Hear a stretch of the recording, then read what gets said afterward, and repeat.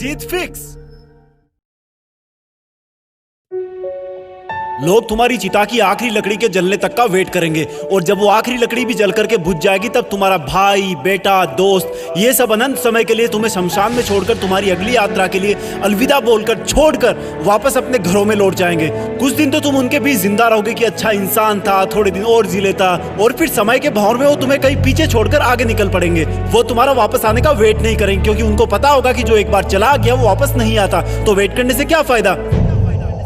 बस तुम्हारी कहानी यहीं पर खत्म हो जाएगी। तुम ऊपर से देखकर सोचोगे कि लोग कितने स्वार्थी थे, जब मैं उनके काम आता था तो कितने पास रहते थे। आज मैं जब दुनिया से चला गया हूँ तब भी दुनिया वैसी ही चल रही है। तुम्हें अफसोस होगा कि क्या मैं इन्हीं लोगों के लिए जन्म लेकर पृथ्वी पर गया था। तुम उनसे बहुत सवाल करना चाहोगे लेकिन लाख कोशिशों के बाद भी तुम्हारी आवाज उन तक नहीं पहुंच पाएगी।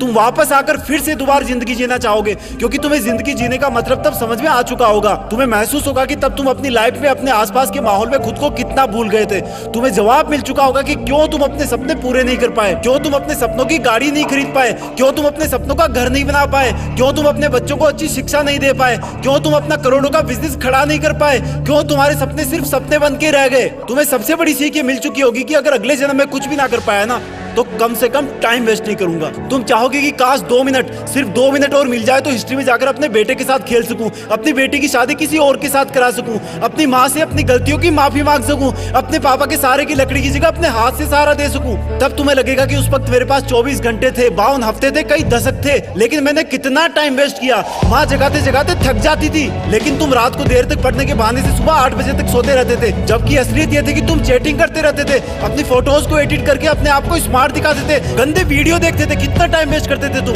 जब माँ का फोन आता था तो तुम अपने जवानी वाले प्यार के साथ बिजी रहते थे और जब तुम्हारी माँ सो जाती थी तब तुम फॉर्मेलिटी के लिए एक मिस कॉल छोड़ दिया करते थे ताकि तुम सुबह ये दिखावा कर सको कि तुमने इतनी रात को भी कॉल बैक किया। Shame on you idiot. तुम हर काम को, पढ़ाई को कल पे टाल दिया करते थे।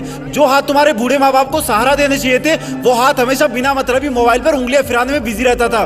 तुमने कितने घंटे सुबह लेट उठने की वजह से बर्बाद किए। उन घंटों को मिला के कई दिन बन जाते। दिन से महीने और महीनों से कितने साल की जिंदगी तू एक्स्ट्रा जी सकता था। मेहनत करके अपने सपने पूरे कर सकता था, अपने माँ बाप को भी कहीं घुमाने ले जा सकता था, अच्छी किताबें पढ़ के अपनी लाइफ में कितनी वैल्यूज ऐड कर सकता था। अब मरने के बाद 1 मिनट तो क्या, 1 माइक्रो सेकंड भी नहीं मिल सकती तुझे क्योंकि जिंदगी में कितने ही साल पहले ही मिल चुके थे तुझे।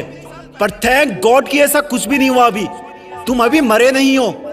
थैंक गॉड कि आज तुम थैंक गॉड बोलने के लायक इस धरती पर बचे हुए हो। तुम्हारा वक्त, तुम्हारे सपने अभी पूरे नहीं हुए हैं। तुम्हारे माँ बाप, घर वाले अब भी तुम्हारे सफल होने का वेट कर रहे हैं। तुम्हारा दिल अब भी तुम्हारे सपने पूरे होने का वेट कर रहा है। थैंक गॉड कि तुम्हारे हाथ की घड़ी अब भी तुम्हें वो दिन दिखाने का वेट कर रही है जब तुम एक हीरो की तरह लोगों के सामने खड़े होगे और लोग तुम्हारी रियल कहानियां सुनकर आंसुओं से भर जाएंगे, मोटिवेट होंगे। और उन लोगों को सबसे ज्यादा अफसोस होगा जिनने तुमको कुछ साल पहले मेहनत करने वाला ढोंगी कहा था, लेकिन फिर भी तुम्हारे मन में उनके लिए 1% भी बुरी भावना नहीं होगी। ये अलार्म कल भी बजेगा।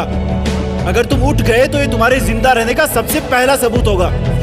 अगर तुम अलार्म बजने से भी पहले उठकर अलार्म को बंद करके अपने काम पर लग गए तो ये तुम्हारे सफल होने का सबसे बड़ा सबूत होगा। और अगर अब भी तुम डेली 12 घंटे सोओगे तो तुम्हारी आधी लाइफ तुम मरे हुए के समान जियोगे क्योंकि सोता हुआ और मरा हुआ इंसान इस दुनिया में नहीं रहता। तुम्हारा आउटपुट एब्सोल्यूट 0 रहता है। अगर तुम डेली 8 घंटे सोओगे तो तुम्हारी 1/3 लाइफ ऐसे ही खत्म हो जाएगी और अगर डेली तुम 6 घंटे सोओगे तो तुम्हारी 1/4 लाइफ ऐसे ही गुजर जाएगी। अरे कई महान लोग तो सिर्फ 4 घंटे सोया करते थे। रात को सोकर सुबह उठने का मतलब है कि हम में और मौत में 1 दिन का फासला और कम हो गया है। इससे पहले कि मौत तुम्हारे पास पहुंचे तुम अपनी मंजिल तक पहुंच जाओ। अपनी कहानी लिख दो।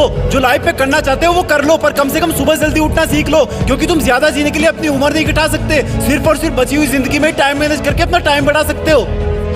तुम्हें करना होगा, तुम कर सकते हो। You can do it, you can manage your time. तुम्हें बाद में पछताने से पहले अभी अपने टाइम को सही ढंग से यूज करना होगा। जय हिंद।